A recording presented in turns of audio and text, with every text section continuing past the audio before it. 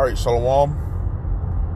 First off, and give all praises, honor, and glory to Yahweh, Bahasham, Yahweh Shah, Bahasham, and Karkadas. I want to give double honors to the apostles, the bishops and elders of Great Millstone, and the sincere Shalom to the Akim out here that's doing and pushing his work in truth and in sincerity. I want to go on this video that there is no such thing as the tribe of Roman or Greek.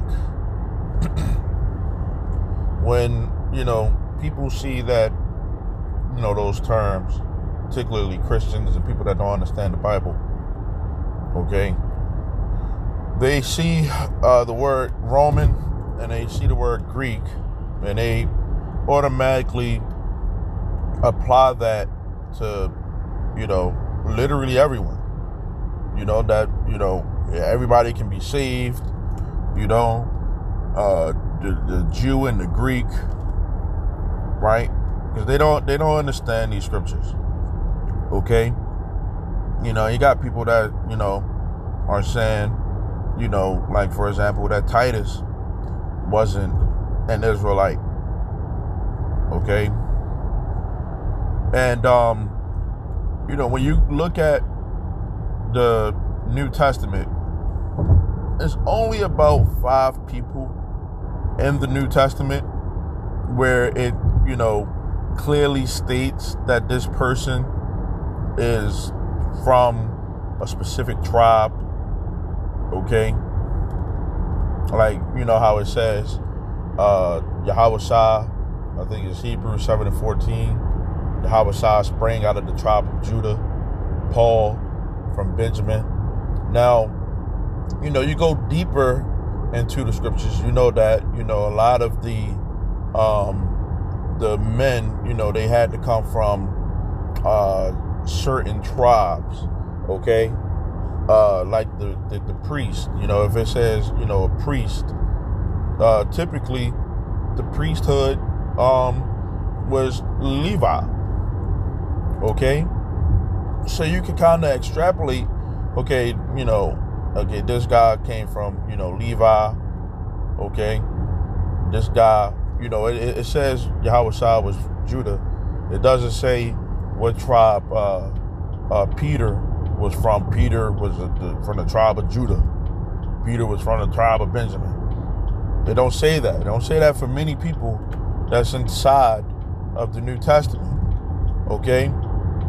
So to say that someone isn't an Israelite when it doesn't say what tribe they are from, it just say that, this person is a Greek or he's a Roman. That clearly, you can't just say that, he isn't an Israelite because, hey, he was a Roman. He was from the Italian band. Okay? Well, what tribe are the Romans? What tribe is the Italian band? Okay, what tribe is the Greek? Okay, there's no such thing. Okay, so you can't just automatically jump to conclusions and say, because you see that word, he's not an Israelite, when you don't even know what it takes to be an Israelite. So, ask ChatGPT to go into it, right? I asked, why are the Romans and the Greeks not considered a tribe? Okay, it says, because in the Bible and in history, Romans and Greeks are usually national, political, cultural, or imperial identities, not single bloodline tribes descended from one forefather the way the tribes of Israel were. Now, when you look at the people who call themselves Jewish today, they say that their bloodline goes by the mothers. But clearly it just says that it goes by the father right here. So that's automatically show you that those people are not the real people. Okay? You're not the real believers. Okay? It says the tribes of Israel came from one man, which is Jacob. Okay. His 12 sons became the 12 tribes. Okay. Judah, Benjamin, Levi, Ephraim, Manasseh. Okay. And there's other tribes: Gad, Reuben, Naphtali, Issachar, Asher. Okay. Zebulon. Okay. Simeon. Just to name a few. I probably missed some.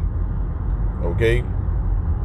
But it says these are tribal identities because they come from a direct lineage progenitor structure. But Greek and Roman work differently. The ancient Greeks, or ancient Greece, was made up of many different peoples, city-states, islands, and lineages. Athenians, Spartans, Macedonians, Ionians, Dorians, Aeolians. Greeks eventually became more of a language identity, cultural identity, and civilization identity. Okay. So it says, so somebody could become Greek culturally without belonging to one single tribal bloodline.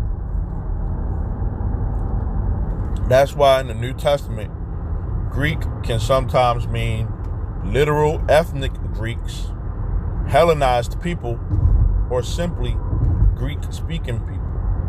This is part of why semantic context debates happen around the word Greek in Scripture, because you got this word Greek that you got to be able to apply what the actual meaning of it is. Okay, the context. Okay, who is the Greeks that it's talking about? Okay, because Greek is a universal term. Okay, and sometimes the people didn't go into deeper detail, okay, when translating the word, okay, of who was actually being spoken to, who these men, okay, like Paul was talking to. Okay, so certain people, you read the Bible in English, and you just call it a quits because you think that that's studying, rather than going into deeper into the context, going into the the translations, commentaries, even asking AI for help. Okay, going into the words. Okay, asking the Lord to reveal his truth unto you. Okay? And it says ancient Rome was even broader. The Roman Empire absorbed Italians, Gauls, Iberians, North Africans, Greeks, Syrians, Judeans, and many others. Being Roman often meant citizenship, loyalty to Rome, or living under Roman rule. Okay? Just like here in America, you got to prove that you're a U.S. citizen. Okay? But being a U.S. citizen, you got, when you fill out an application on the job, right, or any application, they'll say, what race are you? You white, black, Pacific Islander, or Hispanic. And then they'll say, are you a U.S. citizen?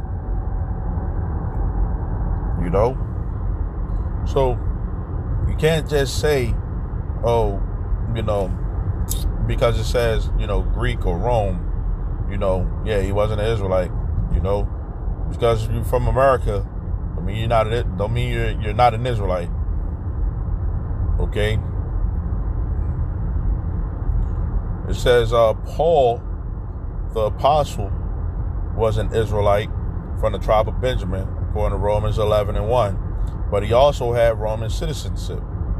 Acts 22, 25 through 28. So Paul was an Israelite from the tribe of Benjamin, but he also said that he was a Roman as well. Okay? So Roman was not necessarily his bloodline tribe. Okay? Tribal bloodline, right? For example, is Judah, Benjamin, and Levi. That was you read the New Testament, right? Those are considered the Jews. Okay? That knew that they was Israelites. Okay? They, kept the laws, kept the customs of what it meant to be an Israelite. Okay? But the Jews were 3 tribes. Okay? Judah, Benjamin, and Levi. Okay? So when you see, you don't see the tribe, he was from the tribe of Jew. Okay? It's either he's from the tribe of Judah, he's from the tribe of Benjamin, from the tribe of Levi. Okay? It's a bloodline. You cannot be from both or all 3. Okay? But when you look at, the New Testament, okay, and in parts of the, Old and the Apocrypha, right? You have, the New Testament. A lot of those people in the New Testament, particularly, they weren't called, from the tribe of Levi or the tribe of Judah. Okay, so you kind of insinuate, that those people, those men, right, like who was walking with Yahweh Shai, that they had to be from one of those tribes. Okay, so someone's saying, this person wasn't a Israelite. Okay, you can say, okay, well, we don't go that route. But we don't say, well, Peter wasn't from the tribe of Judah. Well, Peter wasn't from the tribe of Levi. We don't go that route because it doesn't say it. Okay? So to say that, this person wasn't from the tribe of Judah, and because it doesn't say it, doesn't mean that they aren't. Okay? So it says national or imperial, right? Because the word nation goes into the bloodlines, people of a common forefather. It says Roman. Roman was the example. Okay? The cultural, linguistic, right, was Greek. Okay? Covenant lineage, Israel. Right?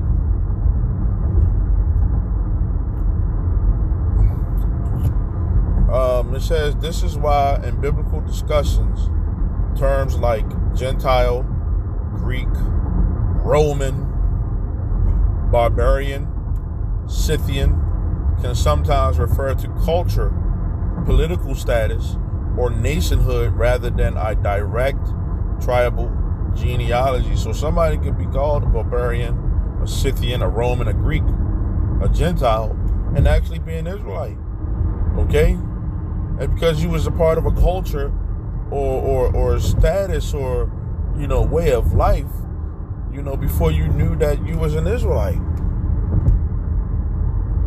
Okay? Now,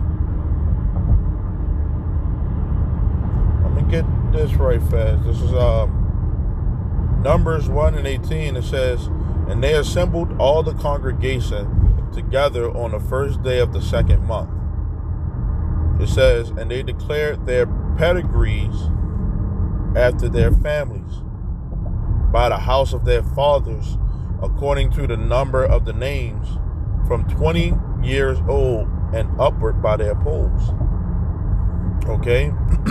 So people, when they were coming out of the land of Egypt, okay, they were saying that, they came from this is my ancestry. Okay, you don't go on ancestry.com, to find out if you're an Israelite or not. Okay, they say you this percentage and all that stuff. You don't need to do all that. Okay, some people will say, well, prove that you're an Israelite. This thing is about faith, man. Okay, you got people who in the Bible who didn't have their they didn't have their lineage or their chart, if you want to call it that. They didn't have who their father was and all that. In this day, right, in this modern age that we live in, you had slavery that happened. Now we know, according to the Bible, that the Israelites will go into slavery, right? We know, according to the Bible, that the children will be taken away from their parents. Did that not happen here? Okay, we have slave owner last names. Your last name could be Smith. And a white man could be last name Smith, or a Chinese flat man name can be Smith. Okay, there's all these Smiths in the world, but who's the original Smith? Who's the very first Smith? Who started this name Smith? When some of the slaves, they got the name Smith because that was their slave owner. Okay, and sometimes your name went into what you was able to do, what your family was good for. Okay. Now, I got this right fast because people were trying to say Titus wasn't an Israelite. Okay, so therefore, because it says Greek, that Titus automatically has to be from one of the he had to be a Greek, so he wasn't an Israelite. Okay, now this is Galatians 2:1, right? It says, then 14 years after I went up again to Jerusalem with Barnabas and took Titus with me also. And I went by revelation and communicated unto them that gospel which I preached among the Gentiles, but privately to them which were of reputation, lest by any means I should run or had run in vain. But it's going to say, but neither Titus, who was with me, being a Greek, was compelled to be circumcised, and that because of false brethren unawares brought in, who came in privily or privately to spy out our liberty which we had in Yahweh Shah, that they might bring us into bondage. Okay, and when he said he went to men, of reputation, because you have people who have reputation back then, even still today. Put yourself out there. You need to be a believer. Be a supporter of the faith. Okay. Now, it says Titus, who was with me being a Greek, was not compelled to be circumcised. Right? It says Titus was not compelled to be circumcised in the epistle to the Galatians, because the issue Paul was fighting against was the idea that circumcision was being forced as a requirement for justification or acceptance.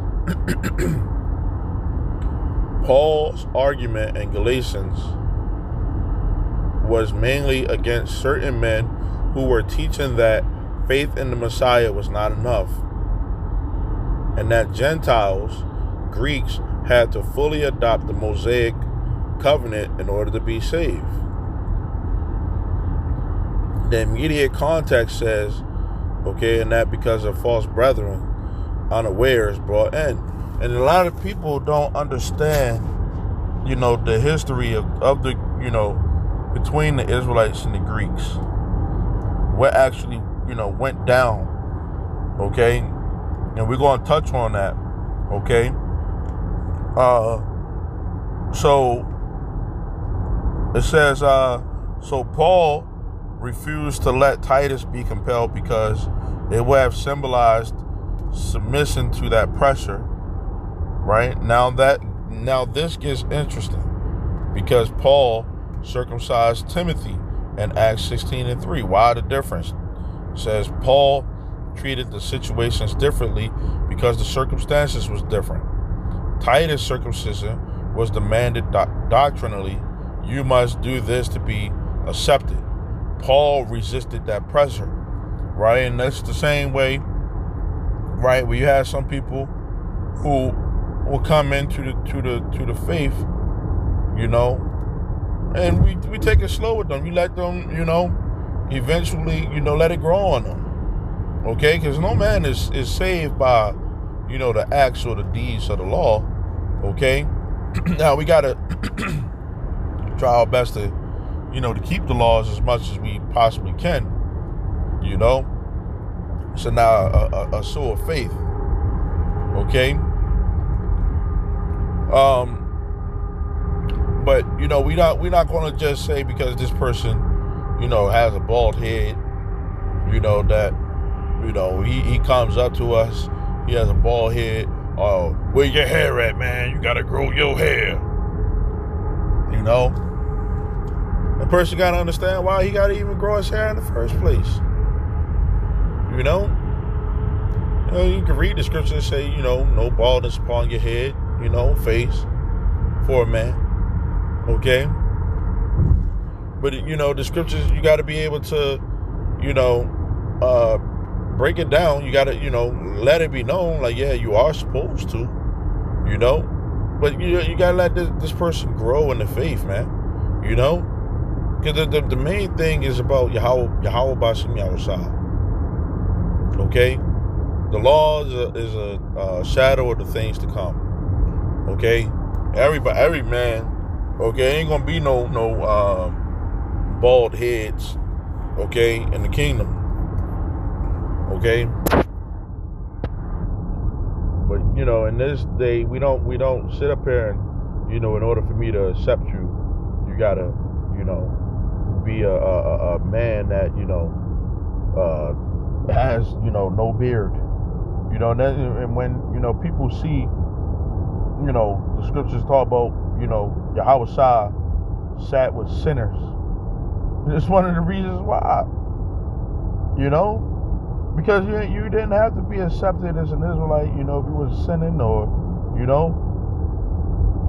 didn't have to do these things to be accepted.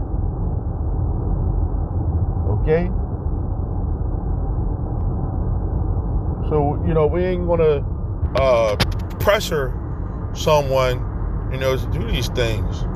Okay? And particularly circumcision. Right? When we got circumcised, when I got circumcised, I say I was a child, I was a baby. And that's the best time to get circumcised. I don't know what the pain was.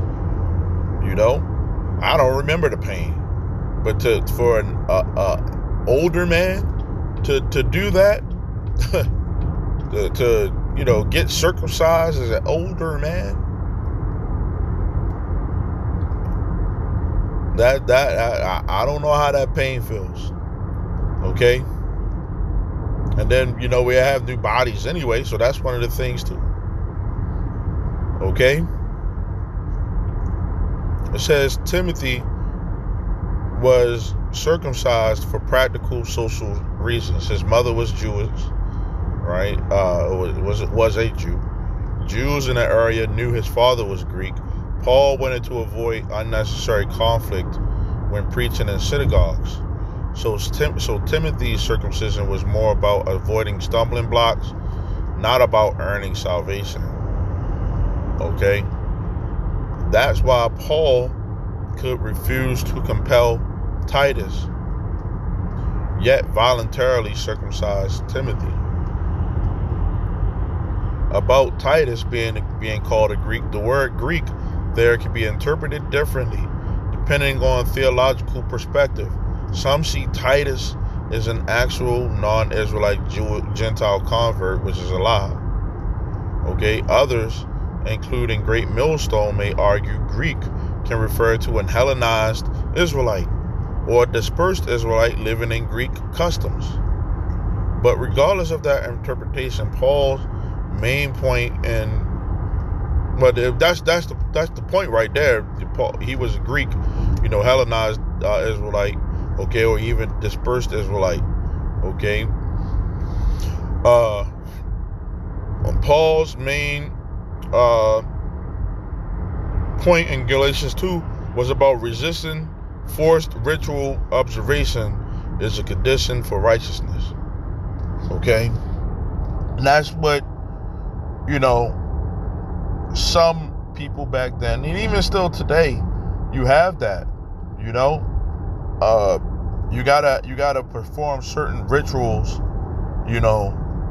to prove to other men that your faith in Yahweh is solid or solidified. And the Lord don't require that. Yahweh, he is our Savior.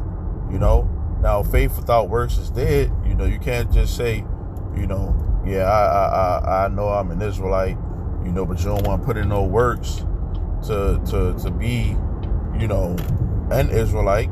You don't want to go out there and teach. You don't want to, follow none of the laws.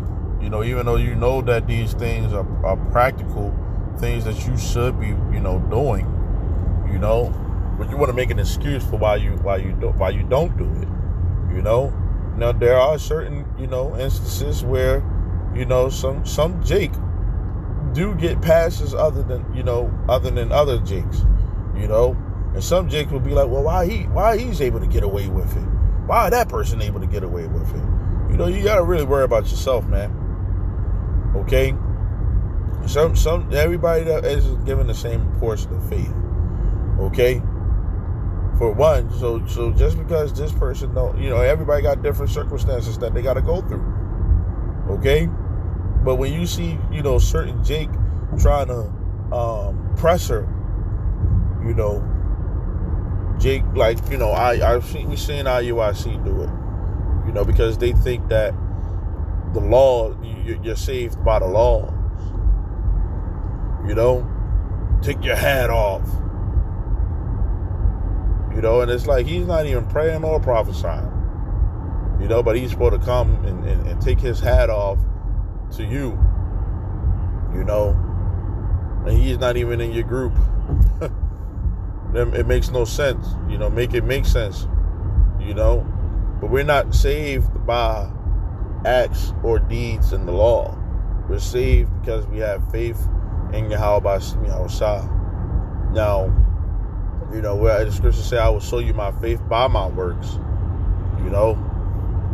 So, one of the things that we do, we'll grow out our beard, if we're able to, even though that's a small thing, we don't go out, go get shape ups and stuff like that,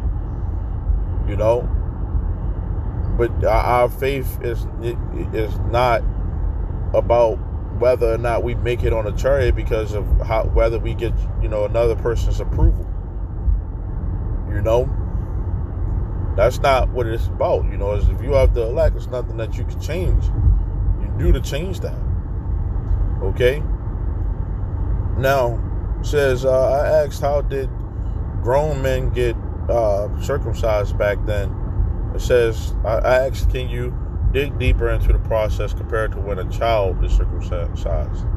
It says in the ancient world, adult circumcision was a much more serious and painful procedure than infant circumcision. The Bible doesn't give a medical manual for it, but from scripture, Jewish history, and ancient practices, we can piece together how it was generally done. Okay? Under the law given to Moses, Israelite males were circumcised on the 8th day. An infant has thinner tissue, heals faster,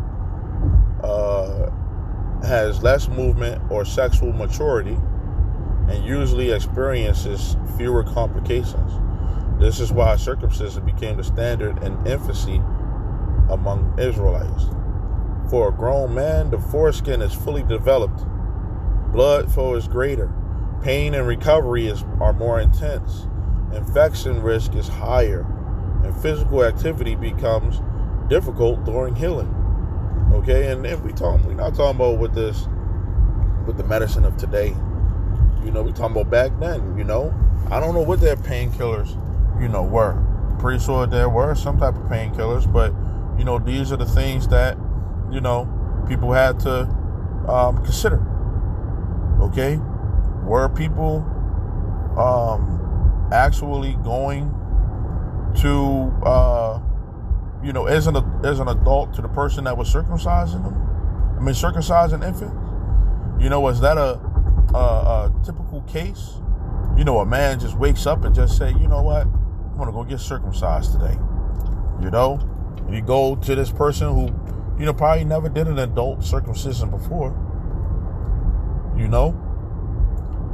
But these are things that people have to consider when you talk about those things, because it could be a person that could very well not be circumcised today. Okay, and they got different measures now, to be able to make the process potentially a little bit more smoother than it was back then. Okay, it says in the ancient world there was no modern anesthesia, no antibiotics, limited sterilization. Right? There you go. Now, I didn't even know that it was saying that. Right? It says so. Adult circumcision could temporarily incapacitate a man. Okay. A famous biblical example is in Genesis 34, where the men of Shechem were sore and weakened several days after being circumcised, allowing the sons of Jacob to attack them. Okay, how the procedure was done. Okay, pulling forward the foreskin, cutting it with a sharp blade or knife, controlling bleeding, bandaging, and waiting through recovery. Okay, it says sharp knives or knives of flint in some period. Okay, ancient tools included flint blades, bronze knives, later iron blades. Okay, and it's not like I said, people just woke up and just say, I'm gonna go to this person, I'm gonna go to an experienced, circumciser, to get my, my foreskin chopped off. Okay, that wasn't the typical thing. Okay. Yeah, show me your the how many circumcisions you have done among adults. Let me go get a second opinion, and then a third opinion. That wasn't common. Okay, heck, it probably isn't even common today. Okay. You probably could get it done today, but I don't even think men are just waking up and just saying, what, I want to go get circumcised today. Okay, even with this medicine that they have today. It says adult recovery likely involved swelling, bleeding, extreme tenderness, difficulty walking, days or weeks of healing. Okay, ancient people understood this vulnerability. Okay, and it says that's why Genesis 34 specifically mentions the men being sore on the third day.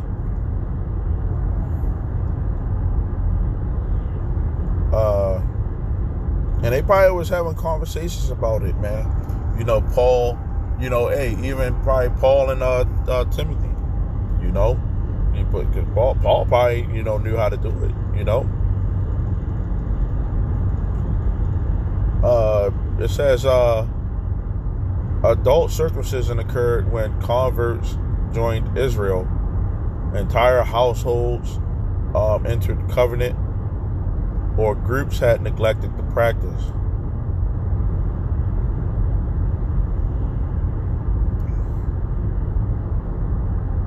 It says an example is Joshua 5, where many Israelite males born during the wilderness journey had not been circumcised and underwent it before entering Canaan.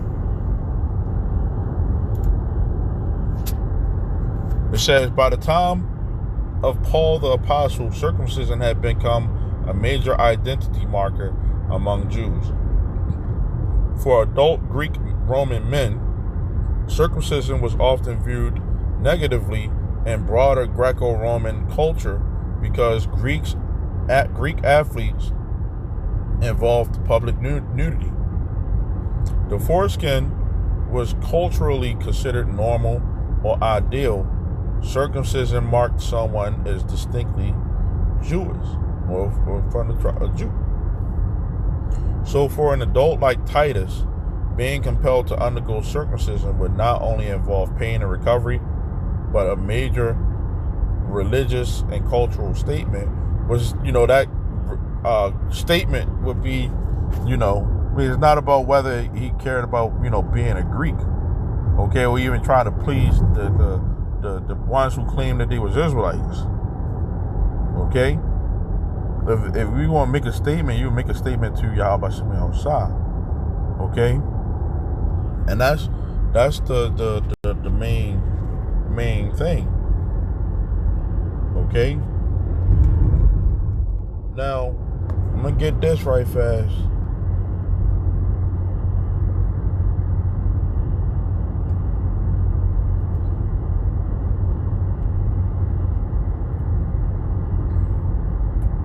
This is 2nd Maccabees 6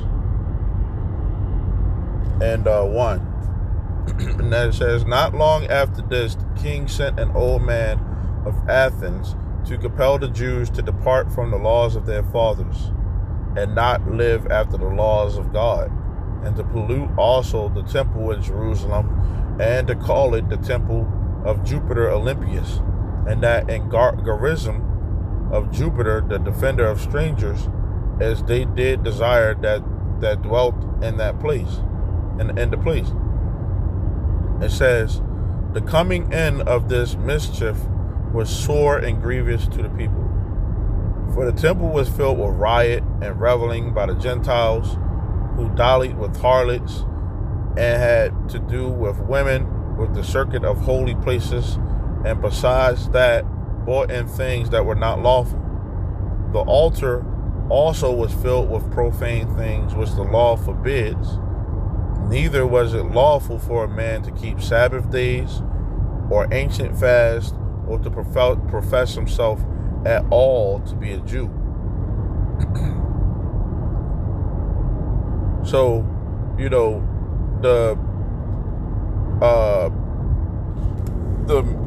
Greeks, you know, wanted our people to, you know, stop being, you know, stop following after the ways, okay?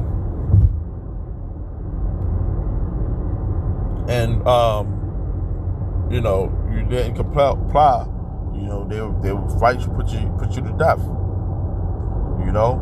And some of our people, you know, they you know, didn't have faith in Yahweh Shemi Yahusha. So they went with the Greeks, you know, ways of doing things, you know?